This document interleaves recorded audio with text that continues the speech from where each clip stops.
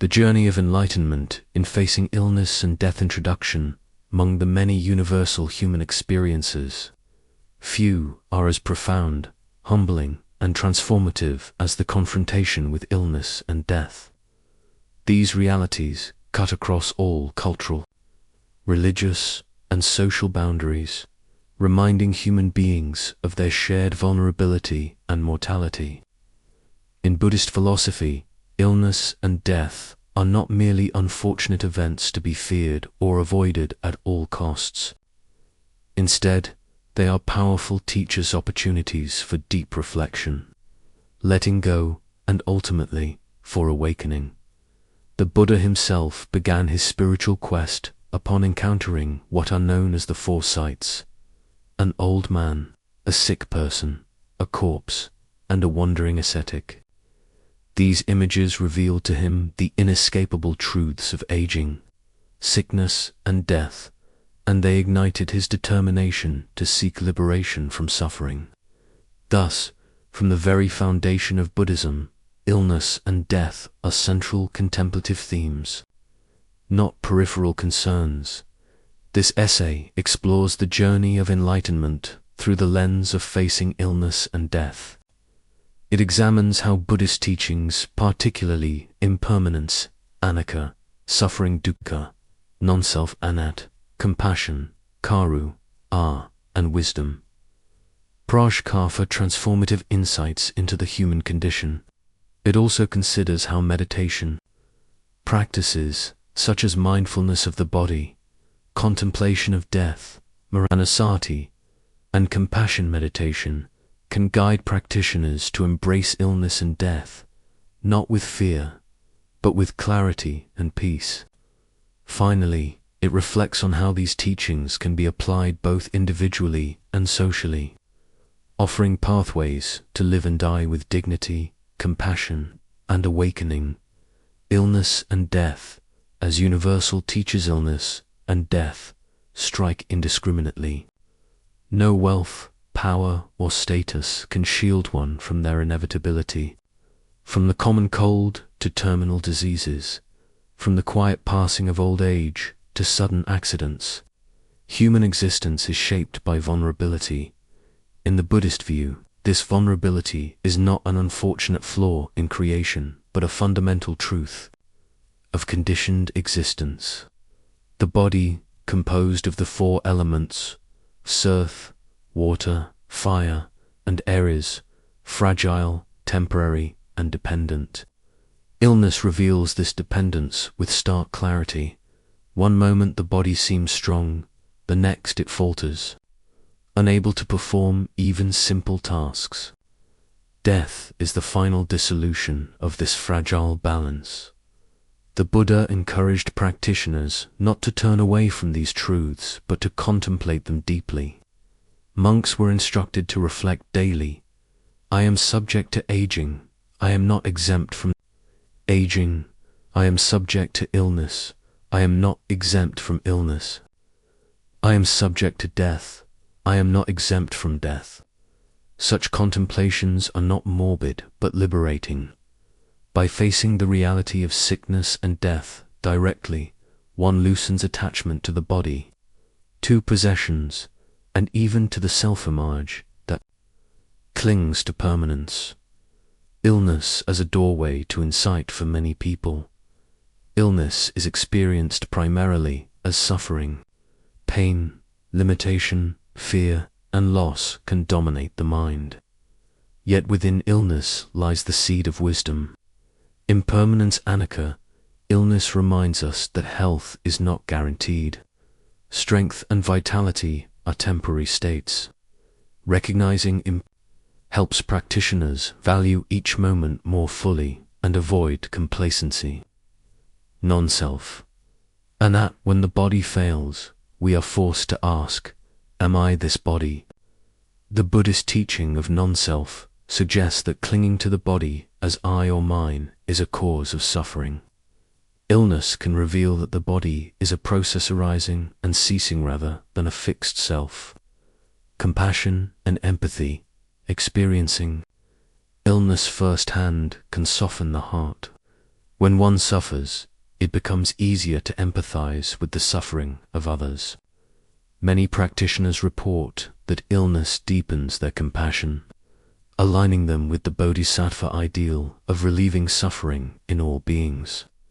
Letting go of control, illness often undermines our illusion of control.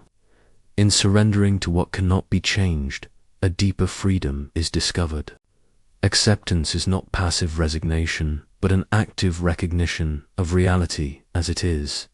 Death, as the final teacher if illness is a teacher. Death is the ultimate master. Death strips away all pretense, possessions, and roles.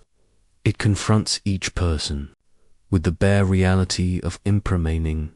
In Buddhist traditions, death, contemplation, maranasati, is an essential practice.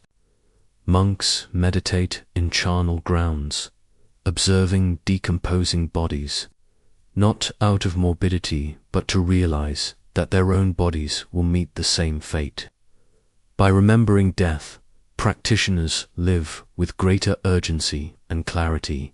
The Buddha declared that mindfulness of death, when practiced diligently, leads to the end of craving. Why? Because much of human striving, accumulation of wealth, pursuit of status, clinging to youth is based on the illusion of permanence. Death shatters this illusion. For the one who realizes death deeply, priorities shift. The cultivation of wisdom and compassion becomes paramount. Moreover, death is not seen as annihilation in Buddhism, but as transition. Conditioned existence continues through rebirth until liberation is attained. For the enlightened one, however, death marks the end of samsara, the wheel of birth and death, and the entry into nirvana, of freedom beyond all dualities. Meditation. Practices for facing illness and death. 1. Mindfulness of the body, Kyonapasan. Practicing mindfulness of the body during illness allows one to observe sensations, pain, tension, fatigue without identification. Instead of saying, I am in pain, one learns to notice pain is present. This subtle shift reduces suffering by removing the sense of personal ownership. 2. Contemplation of death, maranasati. By regularly reflecting on the inevitability of death, fear is gradually replaced by acceptance.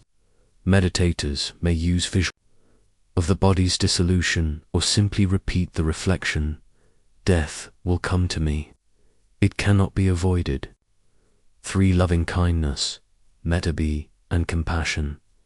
Karu, our meditation, illness and death can generate isolation and despair. Loving kindness practice heals the heart, directing gentle wishes of well-being toward oneself and others. Compassion practice turns towards suffering, embracing it with courage rather than rejection. For Tonggulen in Vajrayana practice, this meditation involves breathing in the suffering of others and breathing out compassion and healing. In facing one's own illness or death, Tonglen reverses the instinct for self-protection, transforming fear into compassion. Enlightenment through illness and death. Journey of enlightenment is often described as a path of gradual purification and realization. Facing illness and death accelerates this process by removing illusions and sharpening focus. Direct experience of impermanence. Nothing illustrates impermanence more vividly than the body's decline. Realizing this truth experientially, not just intellectually, brings wisdom. Release from ego, illness erodes the illusion of self-sufficiency, opening the door to humility. Death completely dissolves the ego. For the enlightened, this dissolution is liberation, not loss. Awakening, compassion, illness and death reveal the shared destiny of all beings. Compassion becomes not a choice, but a natural response. Transcending fear, perhaps the greatest fruit of this confrontation is freedom from fear. To die without fear is to live with true courage.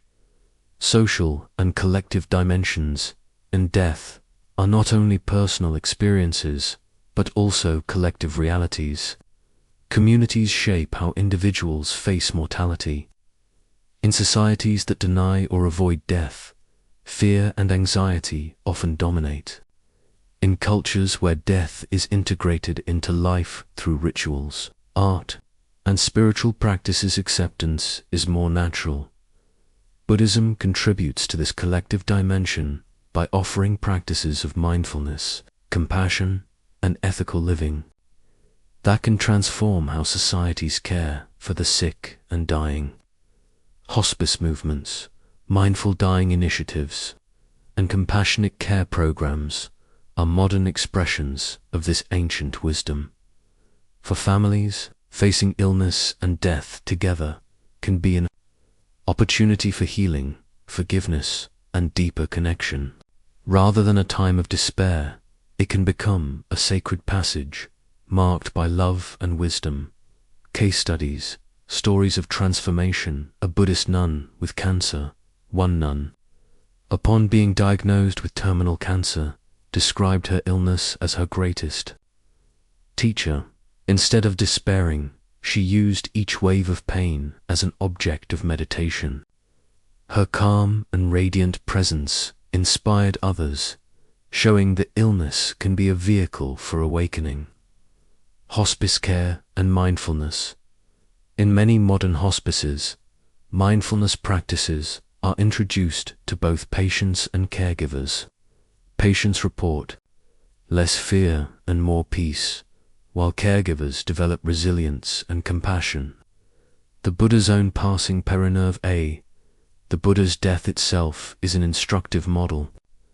At age 80, after a simple meal that led to his final illness, he lay between two trees, mindful and serene. His final words emphasized impermanence. All conditioned things are subject to decay. Strive on with diligence. His death was not an end but a teaching. Living fully, dying peacefully. The paradox of contemplating illness and death is that it enriches life. When one accepts mortality, each moment becomes more precious. Gratitude blossoms. Priorities shift from trivial concerns to what truly matters. Love, wisdom, kindness, and awakening. To live fully and to die peacefully are not separate goals, but two sides of the same coin. By preparing for death through mindfulness and compassion, one simultaneously learns to live with greater freedom and joy. As Zen Master Dogen wrote, to study Buddhism is to study the self. To study the self is to forget the self. To forget the self is to be awakened by all things. When awakened by all things, one's body and mind, as well as the bodies and minds of others, drop away. Illness and death hasten this realization, stripping away the self and revealing the vastness of life. Conclusion: illness and death, though often feared, are profound gateways to enlightenment. They embody the Buddha's core teachings on impermanence, suffering, and non-self. When faced with mindfulness, compassion, and wisdom, they become not enemies but allies on the path to liberation. To confront illness is to learn humility, patience, and compassion. To face death is to encounter the ultimate truth of impermanence and to release the deepest clinging of ego. Together, they prepare the practitioner for awakening, the fearless freedom of nirvana, the journey of enlightenment in facing illness. And death is not abstract philosophy. It is a lived reality, unfolding in hospitals, hospices, homes, and meditation halls. Every breath in the face of pain, every mindful acceptance of mortality is a step toward liberation. In this way, illness and death are not the end of the spiritual path, but integral stages of it. For those who walk with awareness, they are not tragedies, but teachers guiding the way to awakening.